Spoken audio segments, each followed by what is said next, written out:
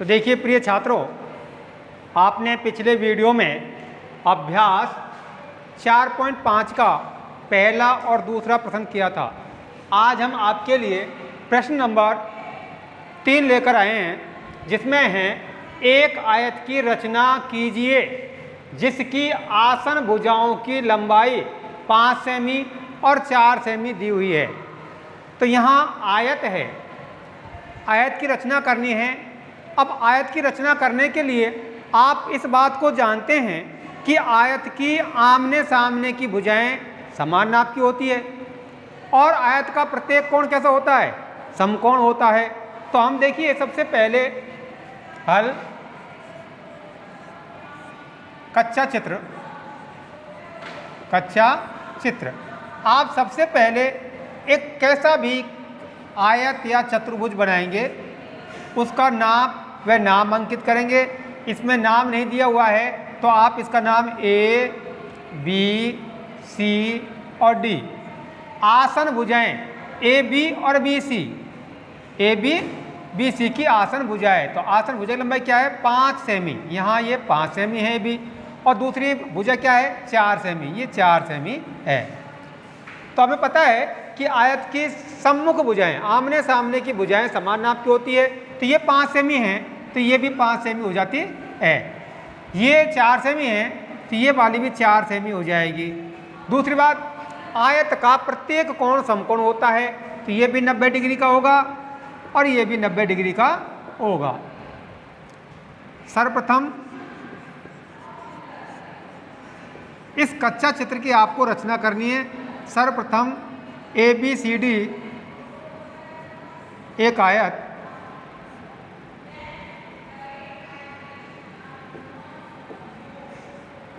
का कच्चा चित्र बनाया।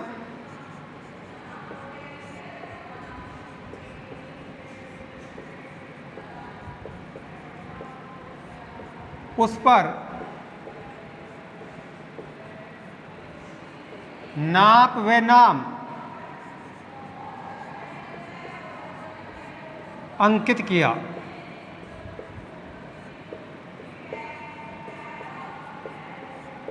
अब देखिए मेरे पास में बोर्ड में इधर को खाली जगह है, आपके पास में खाली जगह नहीं होती है तो आप सवाल को नीचे करोगे, ठीक है।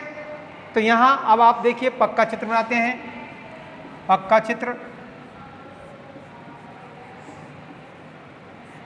चित्र आप कैसे बनाओगे? इस कच्चे चित्र को आप देखते जाइए और इसके अकॉर्डिंग, इसी के अनुसार आप पक्का चित्र बनाइए। ए बी आधार है, आधार बराबर 5 सेमी। आपको स्केल की सहायता से यानी फुटे की सहायता से आपको 5 सेमी का एक रेखाखंड खींचना होता है। तो यहाँ नाप करके ए बी बराबर 5 सेमी का आप रेखाखंड खींचोगे। ये मान लो आपका ए है बिंदु है और ये बी बिंदु है, इसकी नाप है ए बी 5 सेमी। आपको नाप करके बनाना है। फिक्स नाप पहुँची है, जिधर 15 सेंटीमीटर तक लंबाई लिखी हुई है उसमें देखना है आपको 1 2 3 4 5 सेमी तक, ठीक है। अब आयत है तो आयत का प्रत्येक कोण समकोण होता है। तो बिंदु ए पर और बी पर परकाल की सहायता से आप 90 डिग्री के कोण बनाएंगे। तो मैंने आपको पिछले में बताया था कि कोई भी प्रकाल में आप एक त्रिज्या भरते हैं, चाप भरते हैं, कितना भी खोल करके, ज़्यादा बड़ा नहीं खोलना है, और ए बिंदु पे रख करके और इस प्रकार से आपको एक चाप घुमाना होता है। यहाँ से जब पहला चाप काटोगे तो वो 60 डिग्री का चाप कटेगा, दूसरा यहाँ से काटोगे वो 120 डिग्री का चाप कटता है। यहाँ से यहाँ चाप काटना है। अब क्या करना है, 120 से ऊपर की साइड इधर काटना है और 60 से इधर काटना है। ये बिंदु होगा और ये बिंदु को मिलाओगे आप, तो आपको एक किरण खींचनी है सीधी, समकोण 90 डिग्री कोण बन रहा है। ये इस प्रकार से आप इस किरण की नाप अनंत तक है, कितना भी बढ़ाया जा सकता है इसको। ए एक्स नाम रख सकते हो इसका, ए वाई नाम रख सकते हो इसका, आप कुछ भी रखें। इसी प्रकार बिंदु बी पर प्रकाल खोल करके और एक चाप घुमाना है।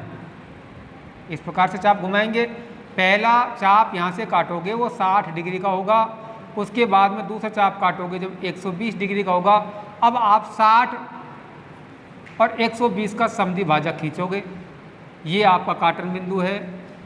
इसको और इसको मिलाते हुए आप रेखाखंड खींचोगे। यहाँ स्केल रखना इस पे और इस पे, और इसकी सिद्ध में आप चलते जाना। ये किरण बी वाई हो जाती है। अब हमें मालूम है और इसमें दिया हुआ भी है आसन भुजा BC, BC बराबर 4 सेमी आपको दी हुई है। अब आपको अपनी प्रकाल 4 सेमी खोलनी होती है। ये 5 सेमी की है तो 4 सेमी से छोटी होगी, तो आपको इसको नाप करके, इसके नाप को नहीं, आपको अपने प्रकाल में 4 सेमी का चाप भरना है।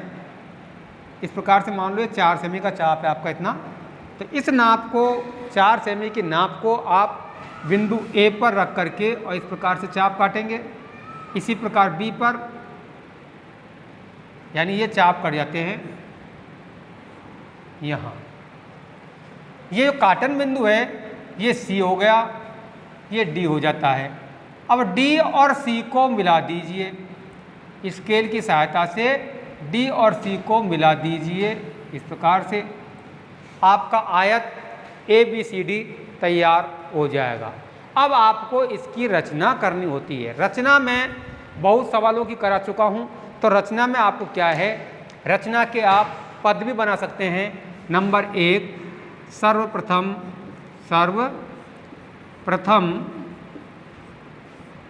पेंसिल व पटरी की सहायता से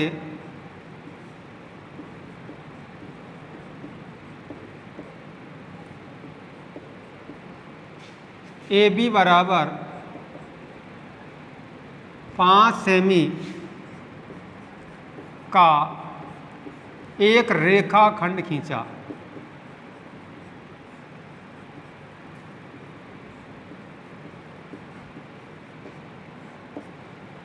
नंबर 2 पर बिंदु B पर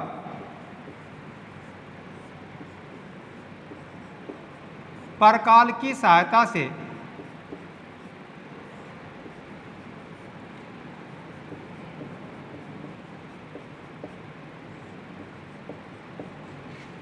नब्बे डिग्री का कोण बनाया।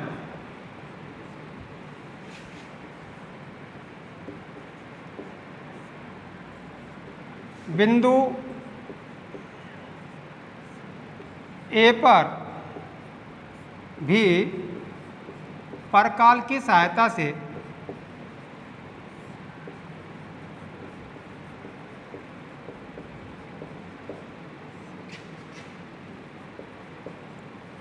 नब्बे डिग्री का कोण बनाया।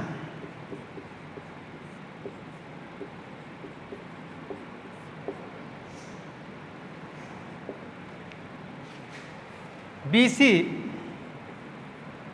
अर्थात आसन भुजा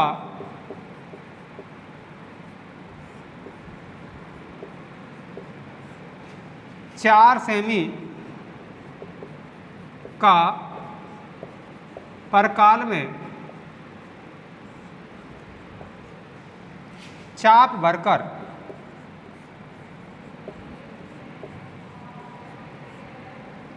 A से D की तरफ व B से C की तरफ चाप काटा। पांचों बिंदु यहां लिख रहा हूं मैं। BC को मिलाने पर, सॉरी DC को मिलाने पर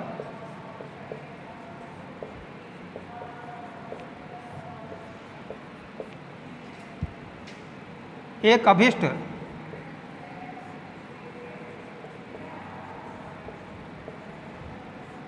आयत प्राप्त हुआ।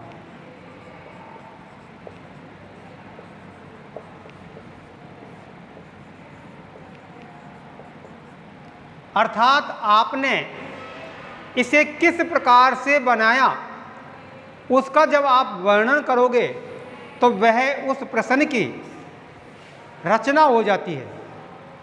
और यदि आपने उस प्रश्न की रचना नहीं की, आपने चित्र ही चित्र बनाया, तो आपको जो जांचक होता है वो आपको आधे ही अंक देगा। इसलिए प्रश्न बनाएं, प्रश्न पढ़ें, अगर उसमें रचना पूछी है तो रचना अवश्य करें। अगर उसमें केवल ये दिया है कि एक आयत बनाइए जिसकी नाप निम्न प्रकार से है, तो वहाँ आप केवल आयत ही बनाएंगे, उसकी रचना नहीं करेंगे।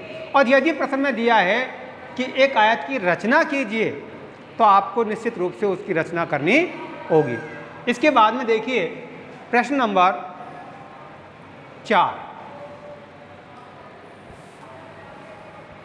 देखिए इस अभ्यास का और इस प्रश्नावली का अंतिम सवाल है, एक समांतर चतुर्भुज OKAY जहाँ OK बराबर 5.5 सेमी है, KA बराबर 4.2 सेमी है, क्या यह अद्वितीय चतुर्भुज है?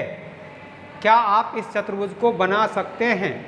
यदि यह आयत होता तो हम इसे आसानी से बना देते, ठीक है ना, हम इसे आसानी से बना देते, परंतु ये समांतर चतुर्भुज है। परंतु समांतर चतुर्भुज और आयत में कोई ज़्यादा अंतर नहीं होता है।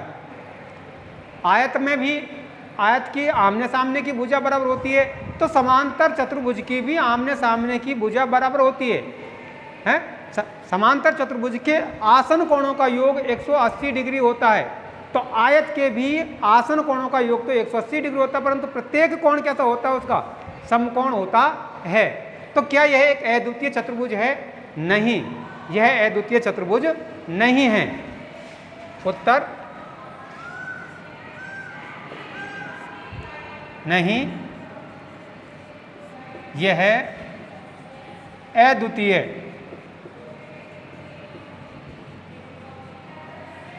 चतुर्भुज नहीं है।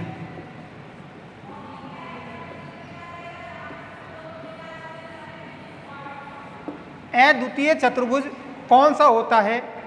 अद्वितीय चतुर्भुज वह होता है जिस चतुर्भुज की हमें 5 माप दी गई हो। कितनी माप? 5 माप। हम चतुर्भुज की रचना जब कर सकते हैं जब हमारे लिए यदि 4 भुजाएं और उनका एक विकर्ण दिया हो। चतुर्भुज की रचना कब संभव है? जब हमें 4 भुजाएं और उनका एक विकर्ण दिया हुआ हो। दूसरी स्थिति होती है 3 भुजाएं और 2 विकर्ण दिए हों, अर्थात 3 तो भुजा दे दे कोई सी भी और 2 विकर्ण दे दे, तो भी चतुर्भुज की रचना की जा सकती है। और तीसरा है कि 3 भुजाएं और 2 कोण दिए हों, 3 भुजाएं और उनके बीच के 2 कोण दिए हों, और 2 भुजाएं और उनके 3 कोण दिए हों, तो भी हम चतुर्भुज की रचना कर सकते हैं। और एक है एक विशिष्ट गुण, अर्थात आयत, वर्ग, समचतुर्भुज, इनकी रचनाएं हम अगर 2 विकर्ण भी हमको दिए जाएं समचतुर्भुज के, तो भी हम उसकी रचना कर सकते हैं, क्योंकि समचतुर्भुज के विकर्ण एक दूसरे को समकोण पर समद्विभाजित करते हैं। तो आपको एक प्रश्न पूछा भी जा सकता है कि अद्वितीय चतुर्भुज की रचना कब संभव है, तो आपको ये 5 पॉइंट याद करने होंगे और इन 5 पॉइंटों को ही लिखना होगा। ये भी प्रश्न बन करके आ सकता है। इसी प्रश्न के साथ में ये रचनाएं आपकी संपूर्ण होती है और आप इनका अभ्यास घर पर स्वयं करें और बहुत सफाई से इन कार्यों को करें, इनकी रचनाएं करें और ध्यानपूर्वक घर बैठ करके पढ़ें। बहुत बहुत धन्यवाद। अगली वीडियो में हम आपके लिए अगली प्रश्नावली लेकर आएंगे। तब तक के लिए धन्यवाद।